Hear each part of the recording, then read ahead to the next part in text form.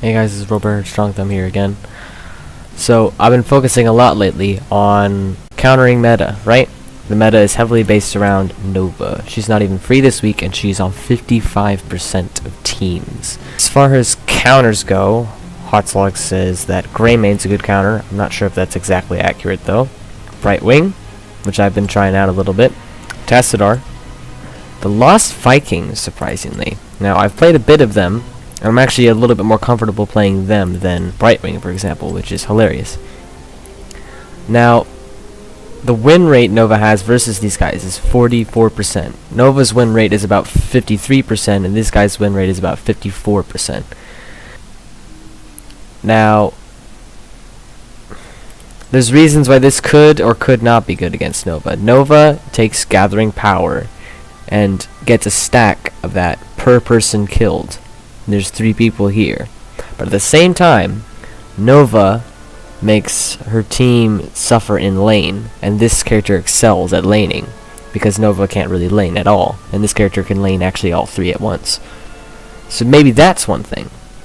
It's very hard to stipulate on that. I don't think I'll be commentating on this lively, because this is a very hard character to play. I don't know if I could be talking realistically without making some kind of mistake. So I need to teach you how this character works. So Olaf has the slowest speed, but he can charge people, and he has regen while not in combat, like Muradin. Beliog, his attacks splash. Eric moves really fast and has longer range attack than Beliog does.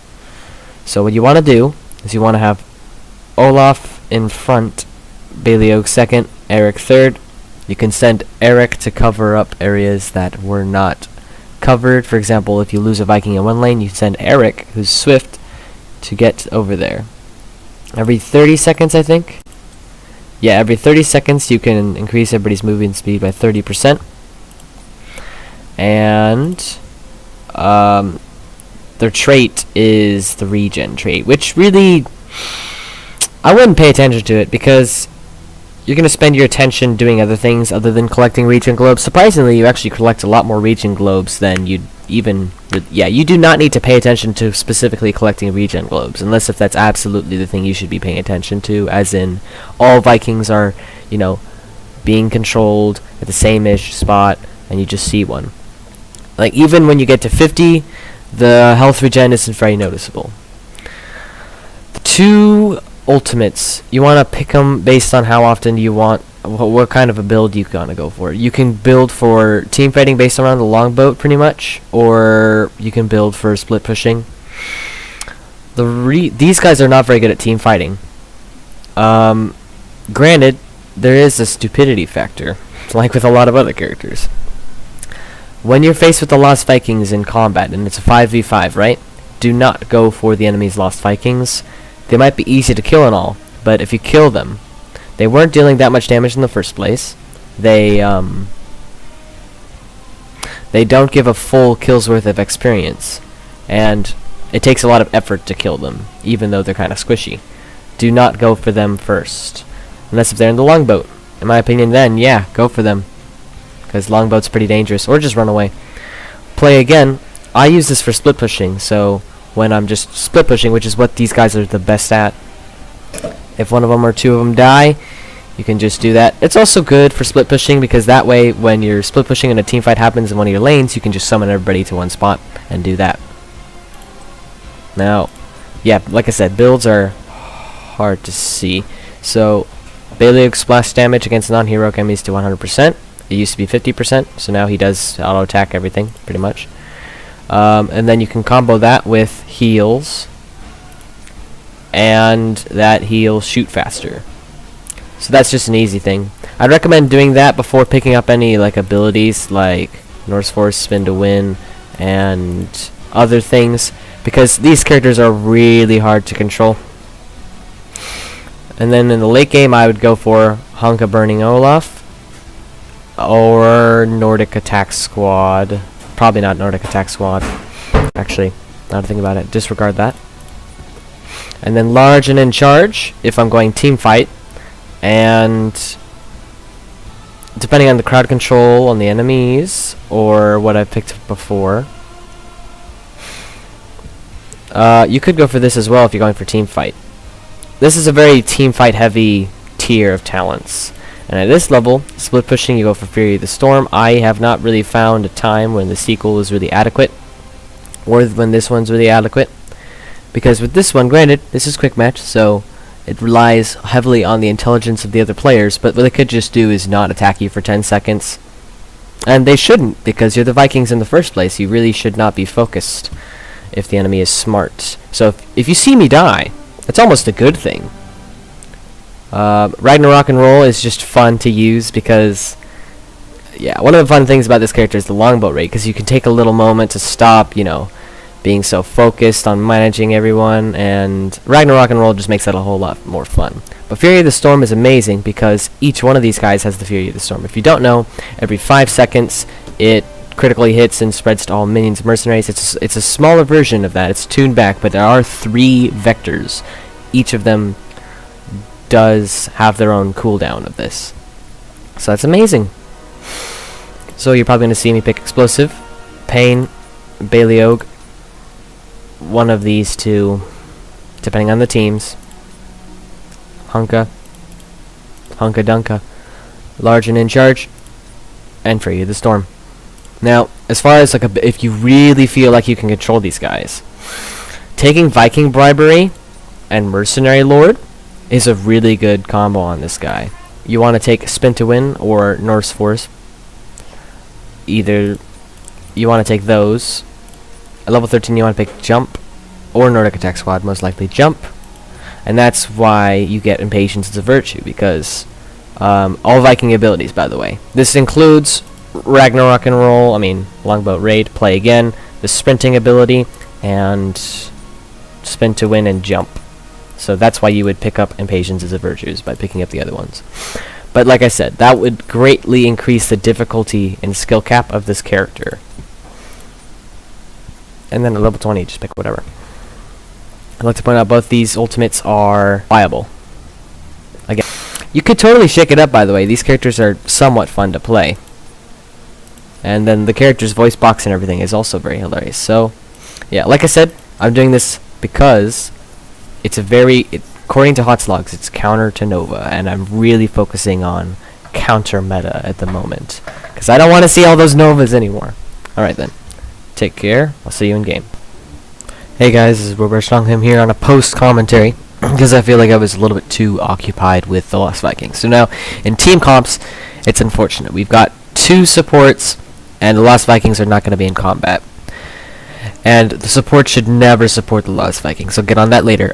They have 2 supports, a tank, well kind of, and 2 damage characters. I'm really afraid of Zagara because Zagara is a very good lane bully, so I probably can't even lane against her, you know? Well, we'll have to see. Kerrigan's a good ganker, but that probably won't come in handy, and yeah, so our team comp is very... I don't like it. And I think theirs is really superior, but we'll just have to see what happens. I'm not going to spoil it, right? Alright, now at the beginning, I ask if everybody's going to go top, or any lane, actually. You could go any lane. Because I would send 1 person to each lane, and I think they don't all go in 1 lane. It would be beneficial of them to do so, but you know, quick match, and it's okay if you don't trust people on quick match, you know, it makes sense. Why trust a stranger, dude? Yeah, so this Sonya player doesn't like the idea, which is totally fair. So, one thing I've learned with the Vikings is you want to send... at the beginning, you want to send Olaf up top, Baleog second, and Eric third, because that way it's just 1 is top, 2 is mid, 3 is bottom. You're gonna see me be able to switch through their menus really easily. What I do is I press their number button and then press space. You see I was able to switch cameras easily. I'd recommend doing that. I do not have spotlight on, so you won't see like the blue light. I felt that was not necessary. Alright, now I'm really paying attention to the minimap. That's the most important thing. And if you can see, top lane is really not important. Now, bottom lane, Really hard to contest to Sonya and to Zagara. Zagara is very hard to contest, and Eric was the weakest, so looking back at it, that was not really smart of me to keep Eric there, although, yeah, I maybe could have swapped him. I'm keeping my Vikings in relatively easy to retreat locations, because with Malfurion, I can't dodge his ability. I can't dodge Kerrigan's ability to stun or root, so if they get the jump on me, I'm done. Especially with Zagar and Kael'thas and their damage potential. Such a shame. I mean, if they focus me instead of, like, Lieutenant Morales here, for example, that's okay. Now, you always want to be occupied, like, when you see that a lane isn't occupied, you want to send one of your Vikings that is in a lane that's already occupied and send them there. As in, see, right now, top lane's, well, top lane, that's special. I'm leaving top lane because I see that 3 of their members are there. Again, you want to be paying attention to the minimap really heavily. The minimap is so important. Another thing you can do is pay attention to the health bars at the bottom left. Yes, that's where they are. Because if they rapidly start decaying, that's a pretty good symbol. On the minimap, you'll see a little assistance pings. That kind of helps. Because, like, for example, with Olaf and Baliog, what'll end up happening is just whenever they take damage, they'll be like, I need assistance, which is a little bit distracting. So you'll just have to find a balance of when and when not to, like, listen to them. Although, like, sometimes they can come in handy. And that lane will be unoccupied. I'm not going to send Baliog there. Eric just died, but I wasn't going to send Baliog there because they had 3 members there. I can't, not a third of a player or a fourth of the player cannot contend with 3 people. Now, unfortunately on this map, Vikings are terrible at collecting the gems because they just, you know, you don't micro them to collect the gems. You just leave them be. And now you'll see that my Vikings respond. You want to use your mount ability. For me, that's the S key, which I highly recommend you consort it to some more familiar thing than Z, is it? You see Baliog's taking a lot of damage. Oh, never mind, he's on the screen. You want to use your A ability. S ability. Your mount, really common. It's only a 30-second cooldown. You want to use it for getting to lane quicker, to escape, or to chase even sometimes if you're going for team fights. And it's right if you don't have everybody, like, you know, really using the sprint. You just want to use it because you can. It's really useful. It's only, I'd like to point out that's only a 30% movement speed increase for 4 seconds, so it's not as much as mounting, which is 40%. You're going to see me still laning. Keep in mind, I'm keeping these guys back as much as possible because I know that the enemy team is around. I haven't been paying a lot of attention to the minimap, and this is also going by very fast. This is my first after commentary, whatever you call that, post commentary. Eric's taking a lot of damage. Yeah, your mind races with this character. That's kind of what I like about him. I really should have paid attention to that, but at the same time, they spent 4 players trying to kill my quarter, and they didn't even do it? Interesting. Yeah, guys, you don't need to kill the Vikings. You just make the character, like, the person who's controlling them go wild. Now, we see that all of them are going middle, so I can move off a little bit further. Not that I probably even did that, but now that I look at it, you can totally do that. Again, you're really focusing on the minimap. You don't even have any skill shots to hit or anything, unless if you go for certain builds. I am building for Baliog, and in the late game, I believe Olaf, just because I don't want to have to press abilities, because I don't feel like it's really that necessary. Again, unfortunately, it seems like Novas are camera shy or something, because I just don't seem to get them, even though they're on 50% of teams. But you mark my words, man. Okay, I'm not going to send Olaf there because I do not want my Vikings to get hit by towers. You really don't want them to get hit by towers. At level 10, I will be on the field a little bit more because I will be picking up Play Again, if I'm not mistaken, which will allow me to respawn my guys with full health. You can also use Play Again to Play Again. You can use that to restore all your Vikings to full health. And again, keeping Olaf behind because I really don't want him to engage on the tower. Although I feel like Olaf actually might be the best laner of the 3 Vikings, even though I hadn't built into him at all yet with talents. Gotta be wary of the spiders because you can't dodge their skills and stuff, and they do a lot of damage to Viking health bars, and that just makes your ability to be ganked a lot easier. And we're not seeing a whole lot of the enemy team except in the bottom lane, so that's okay. I can move up a little bit. Not that I was thinking of this, but you know, you want to play safe until you know you can play otherwise. And now they're all going middle. So I'm going to keep Beliog behind, and Olaf's pretty close to the tower so he can escape, and he has the highest health bar. Oh, or not, maybe. Nah, he's dead. Which is a shame, I wasn't paying attention, I guess. But my entire team's there, they are actually soaking. Eric is going to soak bottom. Yeah, Kerrigan should head upwards. Upwards. North. To Northrend. Olaf will be back in about a moment. Unfortunately, in the late game, your death timers are the same as every other player, so when you lose that quarter of a player or a third of a player, whichever way you want to put it, you still have like a 60-second death timer, which is why you get play again, or the sequel, or etc. Checkpoint reach. I'm able to send Beliog over here because I see where the entire enemy team is, and because the tower has no more ammunition. Beliog also was talented in this game for being able to sustain. Again, I take play again because I'm not focusing on team fights. This map is actually more team fight. Like, I would have actually recommended team fighting, but I didn't like our team's comp because for those supports out there, you don't really want to heal the Vikings because you're healing a third of a player or a quarter of a player, and the Vikings weren't going to deal that much damage or be the front line. The only reason that the Vikings might be good, in my opinion, at team fighting is because of the longboat. The longboat's amazing.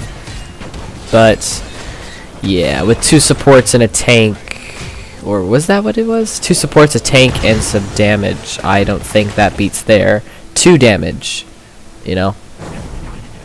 If they had a Nova, I'd totally be into the team fighting. But this map is definitely not very good for split pushing because the lanes are very close, therefore ganks can happen with lesser notice because the amount of time it takes me to recognize, oh shoot, they're all gone and they're probably heading in what direction, etc. Although it's arguable that these small maps are also really good for the Vikings because that means you can move Eric between the lanes really quickly. And I believe I'm going to lose a Viking, but that's alright. He used an ultimate on a Viking. Do not use an ultimate on a Viking. I can assure you it's a waste of your cooldown, even though the Phoenix has a 40-second cooldown. Middle is not being soaked, and I believe I just lost top because I wasn't paying attention to where Olaf was. Yep, there he goes. And now I attempt to summon in all the Vikings because play again. I didn't want to wait 20 seconds. And now you're going to see my microwing. Now it's really easy to do this, but you see how Olaf is in the front, Beliog is second, and Eric is third. That way, Olaf takes the damage most of the time, and Beliog takes some damage, and Eric takes some damage. Very little damage. You might see Beliog's health bar is really high, but that's because I talented for him to have a life regen vampiric assault type thing. The reason why you organize the Vikings like that is because Olaf can actually regenerate health over time when he's not taking damage, as you'll see here. Beliog, I talented for him to be able to regenerate some health, and Eric is actually the squishiest. Now, it's really easy to do this because, like, if you just have enough time between when you click on the target and when your target is reached by the Vikings, because Olaf is melee, Beliog is short range, and Eric is long range, you are actually able to easily form that 1, 2, 3 type scenario. You do not want to do what I do, where I sent Eric to the top blindly. You want to send him to where the minions are, because that could have been a really great opportunity for the opponents to gank him. Not like they should have spent the time to do that, but you know, not playing this game to win all the time. Remaining to have fun. What else to talk about? I believe I talked about the assist pings. You're gonna have to trust those at your own dispense. You can actually take mercenary camps. I don't know if I mentioned this.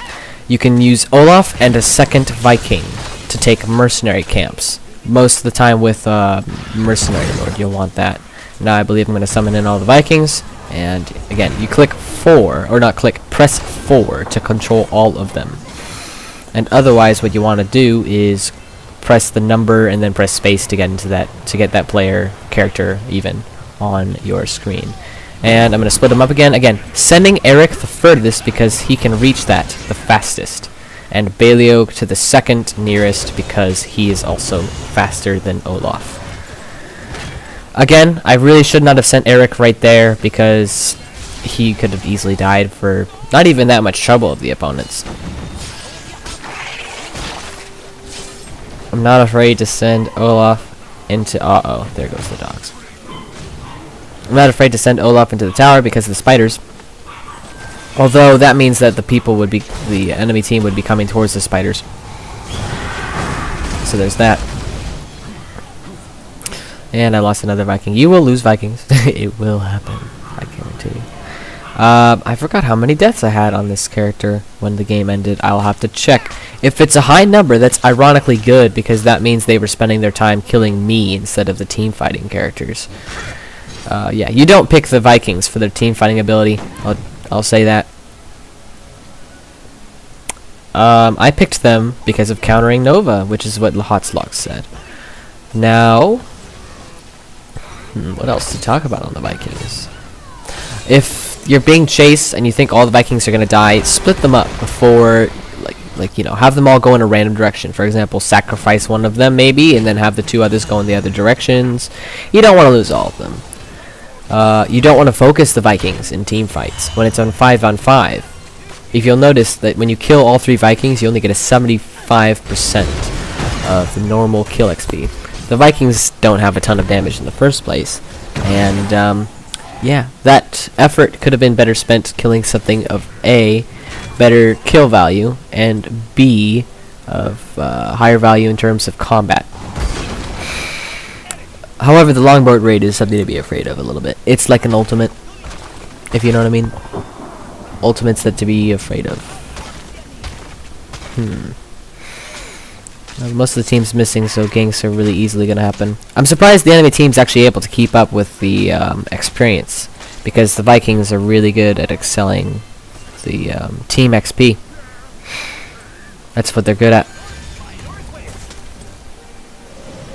Sending in Vikings to turn in gems is also a bit hard to do with how this thing works.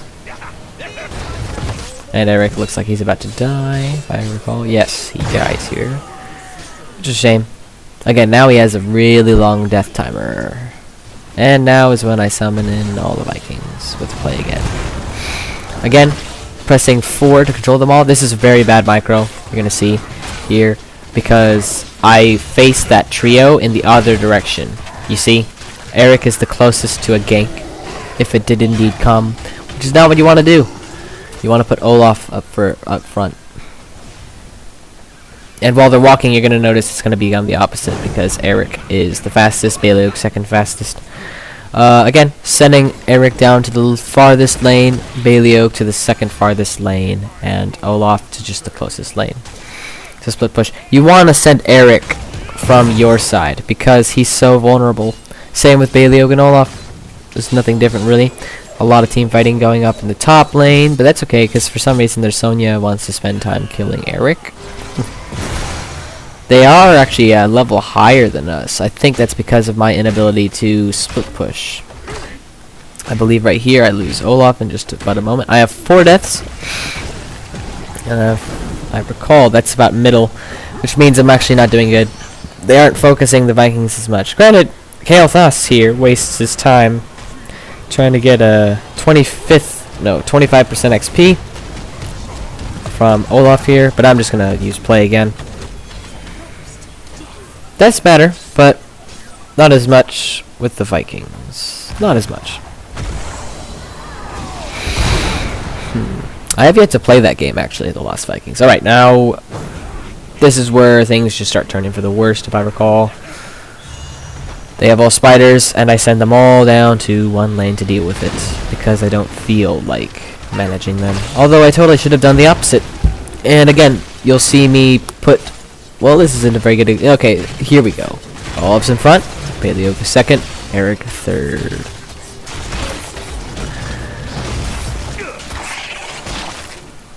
Yeah, this is where the whole thing shakes down. I'm surprised we never pushed too hard. I mean, it's not like Kerrigan can push, I guess. At least, not if I recall. And Lieutenant Morales can't. And Sonya, maybe? Can't? I'm not sure. I haven't played too many of those characters. Lose some character there. I should have split them, possibly. Because they probably would have died otherwise. Their health bars were pretty low. It looks like that's going to be a good game. Because it was longer than 15 minutes. Alright.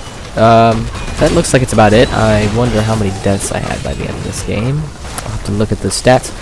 But, subscribe if you want to see more videos like this.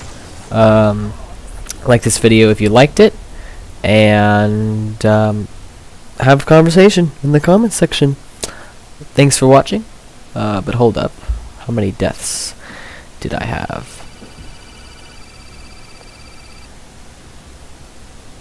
How many deaths, please? 4. Okay. Alright then. See ya later.